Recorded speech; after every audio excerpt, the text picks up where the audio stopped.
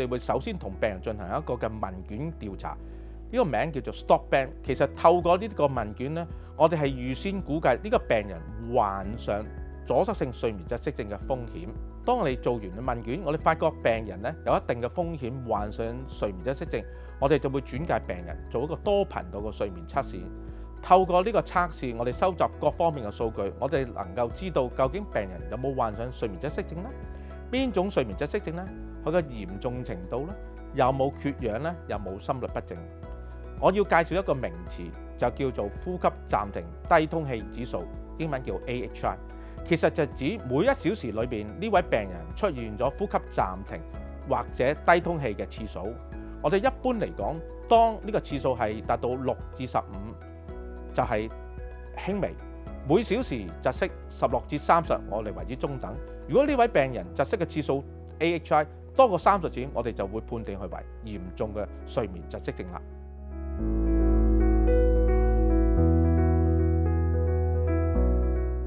我哋必須由最基本着手，譬如話，我哋建議病人盡量減少飲酒啦，減少啲不必要嘅安眠嘅鎮靜劑。另一方面，由於肥胖係一個好重要嘅因素，咁所以我哋建議病人減肥。從以往嘅研究，如果個病人咧體重增加咗10%，佢窒息嘅次數就會多30%。當個病人佢嘅 BMI 大過30而有睡眠窒息症嘅話咧，佢可能咧可以考慮呢個減肥手術啦。而現行第一線及最流行嘅治療方法就係持續正壓呼吸治療法。個原理就透過呢個機器同埋呢個嘅面罩，將一啲加壓咗嘅空氣咧輸入病人嘅上呼吸道，形成一個氣墊，亦即係我哋所謂空氣支架。由於呢個氣道咧唔再度受到阻塞，所以佢再唔出現咗呢個睡眠窒息，而睡眠窒息相關嘅健康問題咧亦會隨之咧消失。現時 CPAP 分開2大組，第一組就係定壓呼吸機，就 fixed CPAP； 第二種就係自動調節嘅，叫 Opto CPAP。而 Opto CPAP 由於喺個經過電腦程式，佢會調節呢個氣壓咧，根據病人嘅一個需要而轉化，咁所以病人咧個舒適程度係會較高。不過有一部分病人咧，佢哋係唔適合用 Opto CPAP 一自動嘅機嘅，譬如話病人患有嚴重嘅心臟衰竭啦。病人有嚴重嘅呼吸道疾病，譬如話嚴重嘅慢阻肺病，或者有病人佢本身有啲疾病會令到佢夜晚出現嚴重嘅缺氧。呢3組嘅病人咧都唔適合用呢個自動呼吸機嘅。另一個就係下顎前移矯治儀，我哋英文叫 MAD。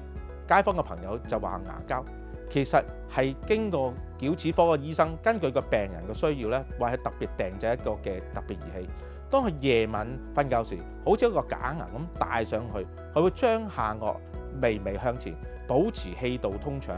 不過咧，呢種方法咧只係適合一啲純粹打鼻鼾啦、輕微最多去到中等嚴重程度嘅睡眠窒息症嘅病人使用。無論係 CPAP 或者 MAD 咧，佢哋只能夠控制呢個病情，唔能夠根治咗呢個疾病。所以當呢個病人停止使用呢2種治療方法，睡眠窒息症嘅病徵同埋佢相關嘅併發症咧，都會再出現嘅。某一啲嘅病人咧，可以考慮咧進行手術而根治呢個睡眠窒息症。第一組就係當佢試用呢個睡眠呼吸機嘅時候咧，發現出現好重大嘅併發症咧。第二組就係佢唔能夠接受或者個依從率係好低。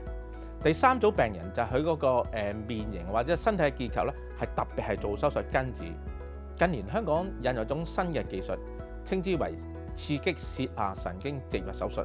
其實就將一個小小嘅儀器擺入佢嘅心口，當個病人瞓覺嘅時候，呢個儀器咧就會刺激佢嘅脷嘅活動，減少睡眠窒息症。不過喺現時嘅指引，我哋都會強烈建議病人咧，首先試用3至6個月嘅 CPAP， 先再決定係咪進行手術。無論你自己或者你身邊嘅人，如果瞓覺嘅時候會打出大鼻鼾，咁就有可能患上睡眠窒息症。